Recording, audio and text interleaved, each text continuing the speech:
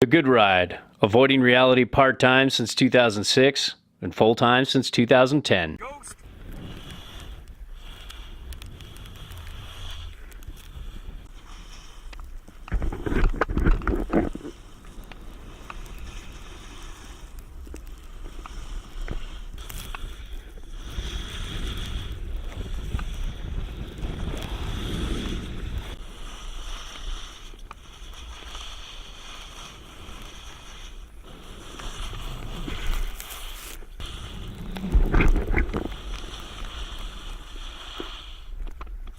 James here from The Good Ride, and we're taking a look at the Ghost.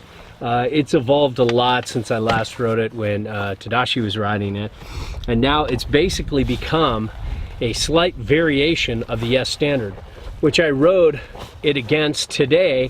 It just only felt right to compare the two. I put on nice responsive bindings, the Union Atlas, and I put on my most responsive boots, my Adidas Xterra, and just went out and made some turns, and it made a lot of a difference over last year when I was riding the Standard and this board. It was a nice pair up because I have size 9s, and this is kind of more, you know, it's not technically a mid-wide, but it's more on the mid-wide side of things that makes it, it's got a wider waist, and you know, but I gotta say, check the On the Table review, because the modern camber of this is just dynamic and carvy and fun. It really steps it up from the Standard. I almost wish they would combine both these boards, or at least, maybe not that, maybe that's just too much, because I do like the different personalities of the different camber. I thought I would just be like 100% sold on modern camber until I tried the Camrock Standard, and then I was like, oh man, that's fun too. So each board has its own different personality. If you like to rail a turn and carve, ride regular and switch, but want a little extra directional float for a centered stance, directional twin, like this directional volume twin, then this is your call. If you like more buttery, more playful, more versatile, a little more directional float, then the Standard's your call. Both can rail a turn really well. Both have exceptional edge hold thanks to the mid bite. And both are really like fun to ride. They just have, even though they have the same shape, they definitely have different personalities. The one thing I just wish they did with the with the Ghost, I keep calling it the TDF, but the Ghost, is that they put the slam backs on this as well as the slam backs on the Yes.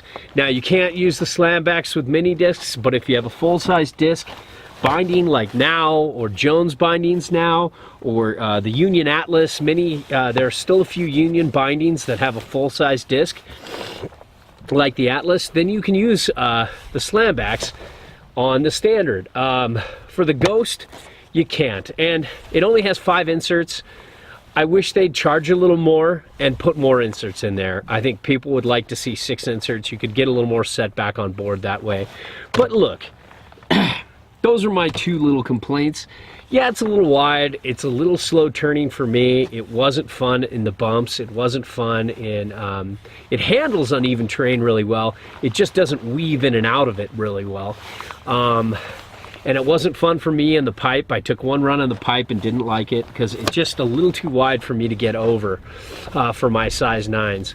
But I will say, going out on open groomers and making carving turns, this just shined. It was so much fun.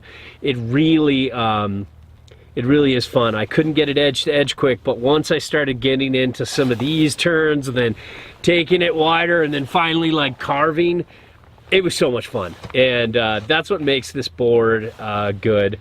Now, as your foot gets bigger, the problems that I'm stating start to go away. So is this truly a mid-wide? No, I could see myself having fun on it as long as I was careful in certain situations like tight tree runs, you know, going up, you know, making quick adjustments in the pipe, getting up at that top of the coping and getting back down onto that rail is takes a little more work for me. It's a little more sketchy.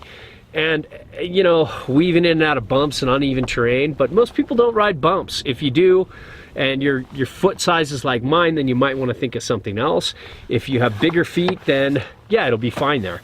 But all in all, it's a fun mid-wide board that just isn't 100% for mid-wide riders only. And I really like it, and loved the modern camber drive, and it still had some early rise where it felt drivey and fun to carve, but still forgiving enough. Didn't butter anywhere near as well as the S standard, but it's still doable if you're a stronger butterer. It was even good enough for me, and I'm not a strong butterer. But I definitely preferred the standard. So all in all, not a bad board, kind of like in that borderline world between mountain freestyle and all mountain. Not quite a one board quiver because you can't really set it back that much with 5x2 inserts, but you can get a little bit of extra directional float, and you do have that directional volume twin. Great if, let's say you live out in the East Coast and you just like to carve and you don't see a lot of powder, or you live in a place with really hard snow, this could be a great call. There you have it.